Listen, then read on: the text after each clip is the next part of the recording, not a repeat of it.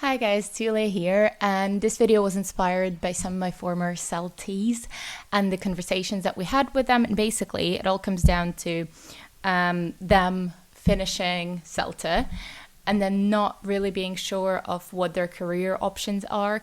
And this happens quite often. I don't want to say everybody is confused after CELTA, but many people are not very sure what they can do after CELTA, because on the course we focus on general English and you are dealing with adults, and that's basically it. We do have some sessions on exam prep and ESP, but it doesn't really give you a lot of understanding of what you could be doing. So yeah, this video is just an attempt to basically lay down some of the options that you might have post CELTA, or like not necessarily post CELTA, like at any point of your career. If you decide that you're fed up with general English or whatever it is that you're doing, there are options, and there is like a million different things that you could be doing as an EFL teacher. So this is basically me just trying to give you some options. Again, this is not only just for new teachers. I think it could be useful with somebody with experience as well. And in this video, there is going to be a couple more, but in this one, I only talk about teaching options. So I'm not talking about like course development stuff. This is teaching. And these ones are more of some of the mainstream ones. So there's nothing super unique and niche. Yeah, let's see. The first one, the most obvious one in my opinion, exam prep. If you are a non-native speaker, could be a good idea to take the test yourself for credibility, whatever test you choose. You could specialize in more than one, but whatever you are teaching, it's always nice to have proof that you know what you're talking about. It doesn't really apply to native speakers because it doesn't make sense. Take a proficiency exam if you're a native speaker. But if you're not, this could be a good way of making your CV stronger and just proving to students that you know what you're doing. Your options are the Cambridge exams, so like your CAT, PAT, FC, CAE, proficiency, IELTS and TOEFL. The latter is not the most popular exam, but there is some interest in that one as well. So yeah, it doesn't focus on English as a language. It's more about exam strategies, exam techniques, things like basically answering questions and not really knowledge of the language. It is very structured. So if you're somebody who loves planning, we're teachers, we all love planning. But if you love structure, that's literally it. There is not much leeway. So it's, you know what you're doing, your students know what you're doing. This is the plan. We're going to get through it no matter what, right? And then one of the best things about this is that most of your students are extremely motivated because they know what they need. They know what result they need. They came to you. They see an expert in you. They will do the homeworks. They will try their hardest. So yeah, basically a dream. There are some drawbacks, like when their expectations and their actual level of English, when there's a lot of discrepancies in those, but that's secondary. Mostly you get very motivated and grateful students. So yeah, this could be a thing to try. Another one, English for specific purposes, also known as ESP, and it's basically just English for specific jobs. Again, not general English. It's mostly vocab for a field of like whatever your student's background is. That's what you're going to focus on. You don't have to be an expert in a specific field, and that's the biggest plus of it, because sometimes students come to you with something extremely niche. I have no idea what this is, but I will teach you. And very often it ends up being you teaching the language and then your student teaching you like what it actually means. If you are an expert, that's amazing. That gives you a lot of advantage in terms of prep. If you're not an expert, no big deal. But that might mean that your lesson prep will take a little bit more time. And it's not going to be English related, really. It's just going to be doing research and trying to make sense of whatever it is that you're teaching.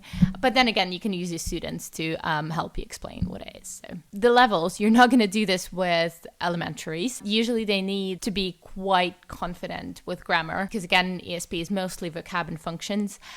So intermediate to proficiency is what you are likely to get. Upper end, I feel like upper end advanced is the best level for this.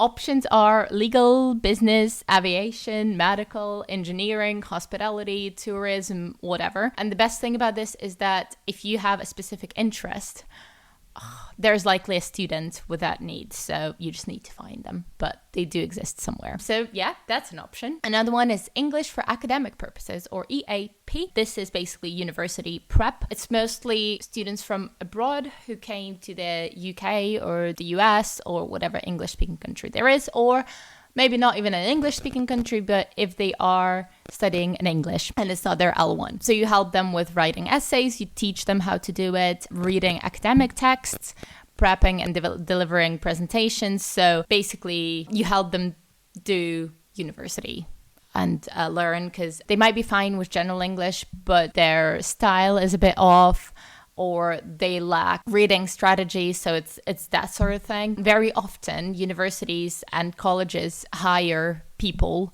specifically for this. So it doesn't have to be a private lesson. You can work for a uni or a college, and like this could be your job, basically facilitating the whole process and making it easier and learner training them. In my personal opinion, it's a bit dry, but again, to each their own. So if you like this kind of thing, this could be a career for you.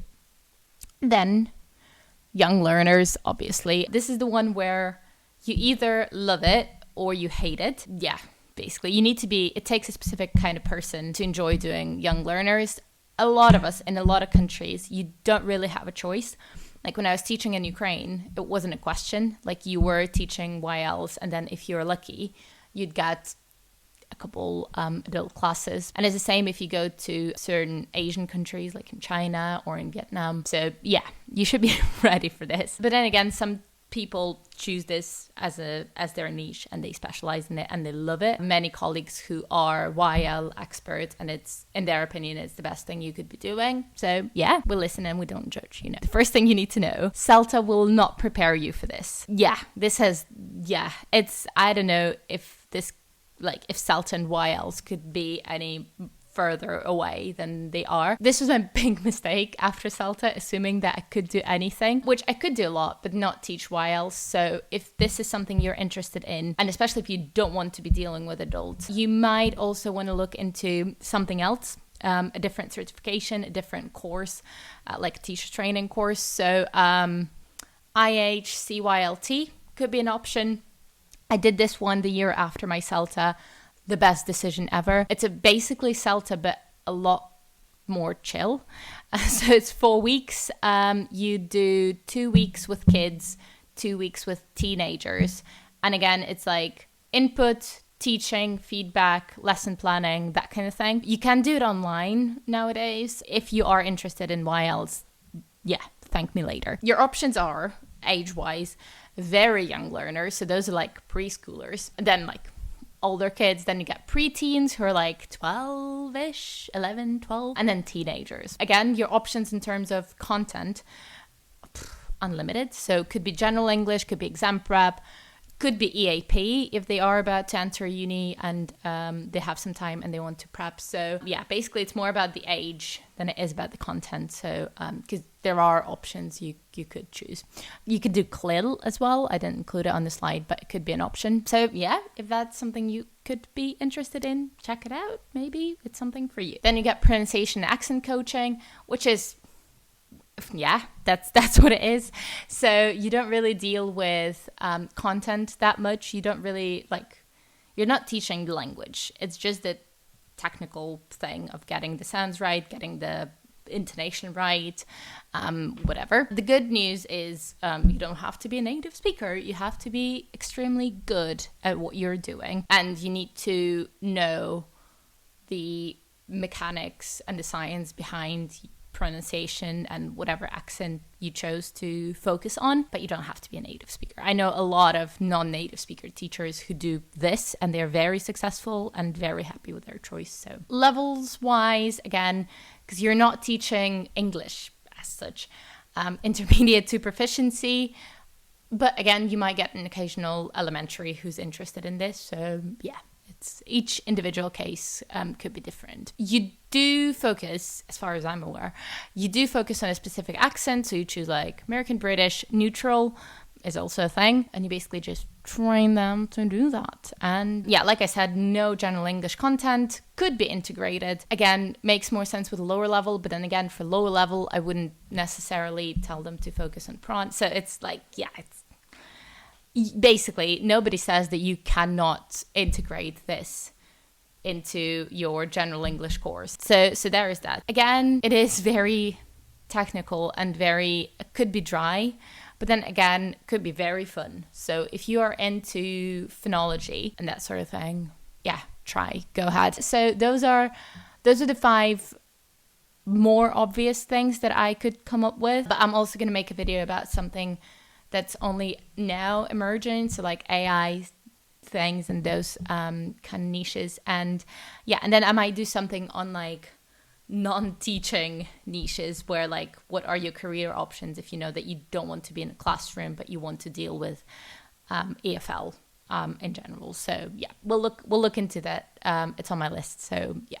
Now, as always, thank you guys for watching. Thanks for sticking around. That's my Instagram if you're interested in more. I'm not always the most consistent person with my Instagram, but every now and again, yeah, I do post something useful and interesting. I like to believe that. So yeah, you guys, see you around. Thank you. Bye.